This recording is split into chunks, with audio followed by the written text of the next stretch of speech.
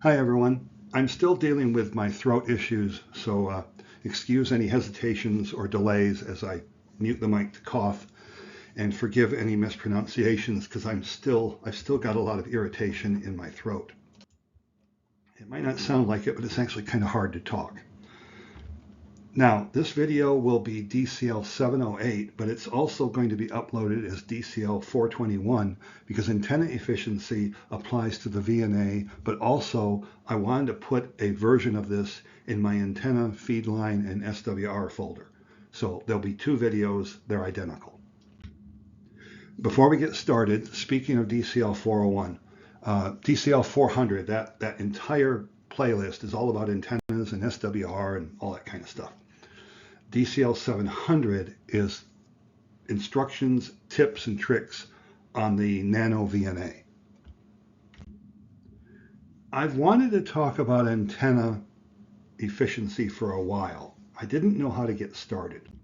And then Mark, N2IRY, sent me a message and said, hey, could you make a video about how to determine an antenna's efficiency using a VNA? He wants to compare how much of a transmitted signal is actually radiated from a given antenna. This is a wonderful question because it helped me figure out how to present the material you're about to see. The short answer, Mark, is no. You cannot measure an antenna's radiation efficiency with a VNA or a watt meter or an SWR bridge. For that, you must use an antenna measurement range with very sophisticated antennas that very accurately measure the field coming off the antenna. But that's not the end of the story because what you brought up has to do with efficiency overall, and that's what I want to talk about. Let me define a couple terms. The IEEE says antenna efficiency relates the maximum directivity of an antenna to its standard directivity. In other words, how tightly does that Yagi or dish antenna focus the antenna beam? But that's not what you're talking about. You are talking about antenna radiation efficiency. This is the ratio of the total power radiated by the antenna compared to the net power the antenna accepted from the feed line. Let's take a look at something. When we talk about antenna efficiency, we've got to talk about something else, and that is antenna pattern. The isotropic radiator is a mathematical invention of physics. It's a model. It's not real. What physicists did is they said, look, if we dumped all of the RF energy from a piece of cable at a certain power level, if we could invent an antenna that would radiate that RF energy equally in all directions, not in a circle, but in a sphere, what would the field strength be at a certain distance? Well, they calculated what a perfectly efficient antenna would do. All right. Now, of course, it's a theory. It isn't real. But it's a powerful theory. Let's look at a dipole. The dipole, this one, is hung vertically. So here's the sky, here's the ground, and here's the horizon along this line. Now, as you can see, the greatest amount of radiation is toward the horizon. If you drew an arc from here to here, it would be much shorter, telling you that the radiation in this direction is much weaker. There is no radiation to speak of up or down. Compare this to the isotropic model. It radiates in all directions. The dipole is actually radiating in a donut pattern. We've sliced the donut, so the dipole, if it's hung vertically, is radiating in all directions, north, south, east, and west, toward the horizon.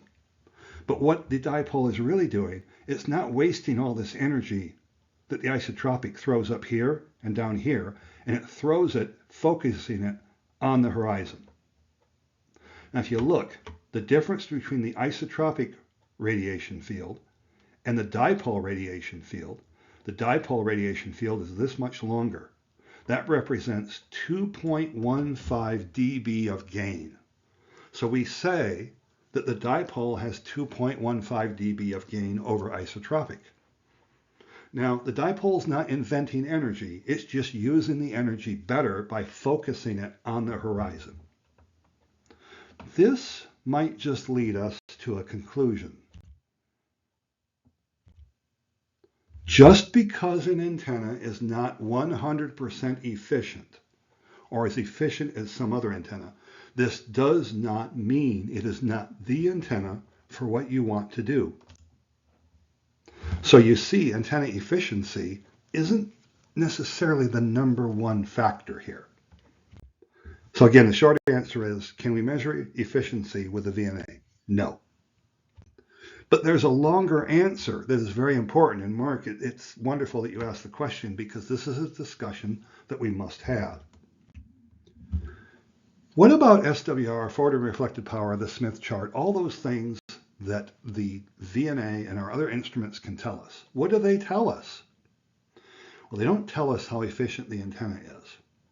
If we assume the antenna is efficient, we could say that antenna system efficiency is the ratio of power applied at the shack end of the coax to the power radiated by the antenna. Now again, we don't know how efficient the antenna is, but what is an antenna system? Well, it's the feed line, the tuner, the balance, the radials, the counterpoise, the antenna itself. It's the whole thing. Now, what I'm getting at here is we want the system to deliver as much power to the antenna as possible, and we want the antenna to absorb as much power as possible. The efficiency of the antenna we can't change, we can't even measure. We can assume it's pretty high, and it usually is. But what we really can have power over is how well the antenna absorbs the power, or how well we transfer power to the antenna. That is the most important thing going on here. Let me illustrate this with an example from my work. At work, we might have a transmitter. It's not a transceiver. All it does is transmit. It's a paging transmitter or a telemetry transmitter. Notice that I have 100 watts out and 100 watts made it to the antenna. So my feed line must be very short because it has no loss. But the antenna has a problem. It's reflecting 11.11 watts of energy. That's 11.11% reflected power, which is an SWR of 2 to 1. If you don't understand SWR, watch my DCL-708 series where I talk about how to calculate what SWR really is. All right, so what we have here is we have reflected power we don't want.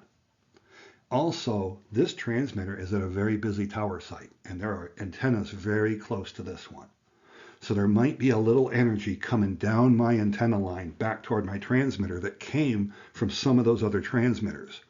When those signals and my reflected power and my forward power all mix in my transmitter, I'm going to get intermod mixes, which will generate terrible interference. So I don't want that. So I put an isolator in. This is the coolest invention ever. If you apply power at the input port, it will go around the roundabout and leave at the first exit, which is the output port. The reflected power comes in the output port, goes around the roundabout, and gets dumped into the dummy load. Now, no matter what my SWR is, my transmitter sees a 1-to-1. It never shuts down or rolls back. And it also never hears all those other signals that might cause intermod mixes. So isolators are very important. Now, first question, is there really 11 watts reflecting from the antenna back to the transmitter? Yes, and you can prove this by measuring the temperature of the dummy load when you key the transmitter. The dummy load will start to heat up. But we just learned something really cool. We now know that our system is delivering 88.89 watts to the antenna. So our system is 88.89% efficient in delivering power to the antenna. Because we don't know the radiation efficiency of the antenna, we don't know our overall efficiency. But we do know that we are doing an 88.89% job of getting the antenna to take power. And again, there's a lot that we don't know. But we can assume the radiation pattern off the antenna is what we want because we did our homework when we bought the antenna. We don't really know how much is radiated, but we do know how good of a job we're doing at getting that antenna to take power. That system is not like your ham station at home. So let's take a look at what goes on at the house, at our ham station. This is my station. You'll notice once again, no coax line loss. In this case, that's actually almost true because my antenna is less than 30 feet outside the building. I'm running RG8X, and at 20 meters, my loss is like a half a dB. So it's just a few percent loss. So we'll just let that go. I'm losing a little energy in the coax, but we're going to ignore it. Have you ever put a second watt meter in? You got to do this sometime. Now in my case, I'm going to feed my 17-meter ground plane on 20 meters. That's going to result in 50% reflected power, which is an SWR of almost 6-to-1. Pretty bad. Now let's start out with a HF rig set to 100 watts. Let's see how good this system works. Because it looks like we're only going to get 50% of our power to the antenna. Let's take the antenna tuner out, just temporarily. All right, so here's what we have. Got our radio. Its output comes out here. We loop up. We go to the watt meter, which is also an SWR meter. We come back. We loop through the bird watt meter out toward the antenna. Now let's see what we have. I will key the radio. I will calibrate my SWR meter. And it's very high. I'll flip to the power scale. Now look what we have. This watt meter is on the 2000 watt scale. It claims 50 watts is going out. Well, it's not. This is not accurate at low power levels. But this is. If you take a good look at the 250 watt scale, I got about 25 watts going out.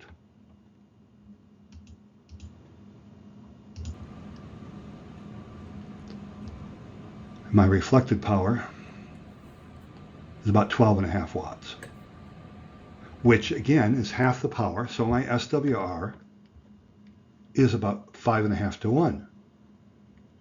Well, you see how inefficient the system is. I'm not sending very much power, and what little I'm getting out there, only half is getting absorbed by the antenna. Why is the power so low? Well, we both know why. My HF rig doesn't like high SWR, so it's shutting down. So this obviously doesn't work very well.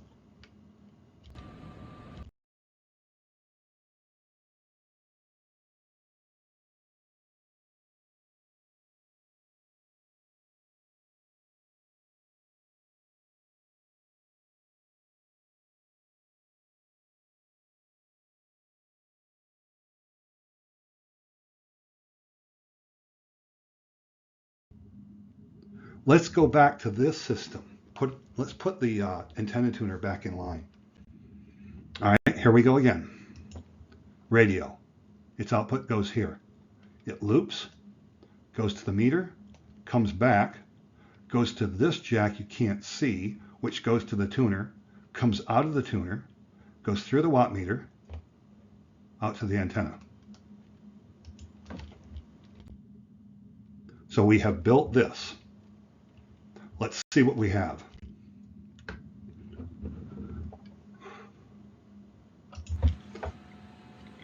All right. I'm going to calibrate my meter.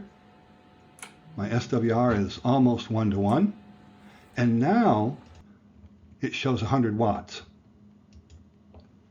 At the 100 watt level, this meter turns out to be rather accurate, even on the 2000 watt scale. 100 watts is actually just about right. What do we have at the output of the tuner? Okay, that looks like about, this is a 250 watt scale, about 225 watts.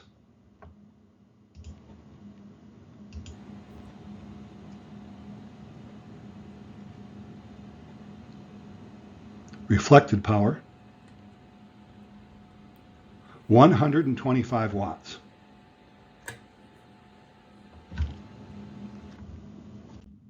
Okay, what's going on here? I'm putting 100 watts into the antenna tuner. I'm getting 220 out with 125 reflected.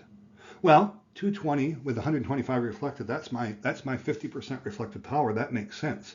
Where's all the extra power coming from? There is no extra power. We have 100 watts.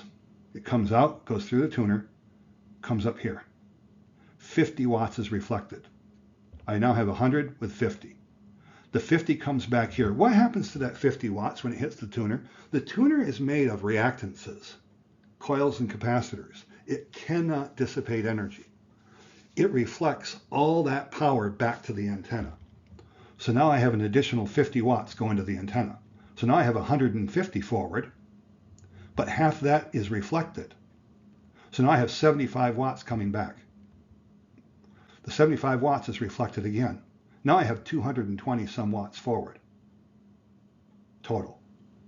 You see what happens is the same 100 watts bouncing back and forth gets counted or measured every time it goes by the meter. Now these numbers aren't exactly perfectly accurate because I've got a little loss in the coax line, and my meter is accurate to within about 5%. And I would say 5% at the most. It could even be a little more inaccurate than that. The point here is, first of all, the antenna tuner did not amplify my power. And only 100 watts is making it to the antenna. But do you see what's happened? My reflected power coming off the tuner is near zero. That means this 100 watts, as it bounces back and forth, it can't be absorbed here. This is all reactive. Every time it goes to the antenna, half is absorbed, half is reflected. After this happens several times, you end up with virtually all of the power absorbed by the antenna. We have now invented a system that is almost 100% efficient at getting that antenna to take all 100 watts. Now again, if your feed line has a lot of loss, as the RF is going back and forth, you're losing a little energy every time. With my system, with a half a dB in each direction of loss in the coax, I'm probably getting something like, 94 or 95 watts absorbed by the antenna.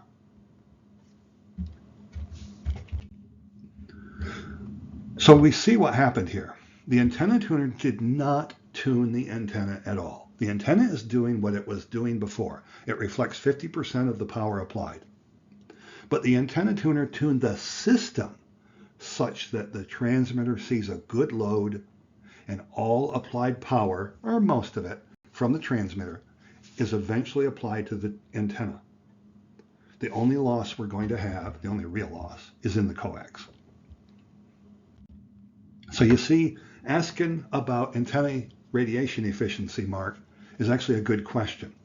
We still don't know the efficiency of the antenna itself, but we just proved there are ways of making the system at least close to 100% efficient in getting that antenna to absorb the power we are providing. So at least we can do that. Now, if this was not enough for you, I have some suggestions. Go watch all of the videos in DCL-708. You'll learn what SWR really is, how to calculate it, why it's there, all that kind of stuff. You'll learn about wavelength, and you'll learn about all kinds of stuff. If that is not enough, buy this book, or buy Reflections 2, or better yet, buy Reflections 3. As far as I know, they are all out of print. Reflections 3 might still be in print. I found Reflections on eBay for $18. I'm going to give you references at the end of this video, but I'm going to make a statement about this book that I really want you to hear, so stand by. Again, don't miss my other series. So for references, the primary one for this video is Reflections by Maxwell. If you want a university level class in physics and electromagnetics, try the textbooks at the bottom. They are all university textbooks. You'll need a little calculus, and it'll take a lot of months for you to get through these books. Here's what I wanted to say. as much as I enjoy the books in white, they're wonderful. The most readable book on antennas, reflections, SWR, things like that, the most readable book I've read in my entire life is Reflections by Maxwell. If you buy any book, buy that one, whether it's Reflections, Reflections 2, or Reflections 3. Buy the book. And once again, I always have to say this, if you get to my main page, click Playlists, and you get this page. If you want to see every video, if you click on this, you're only going to see one video. But if you click View Full Playlist, you'll get a look at every video in the folder. Thank you so much for watching. I hope this was helpful and fun. And please leave comments and suggestions in the comment section down below the video. Also notice that down below the video, above the comment section, I have a link to my playlist where you can see everything on my channel. Thanks again, and see you next time.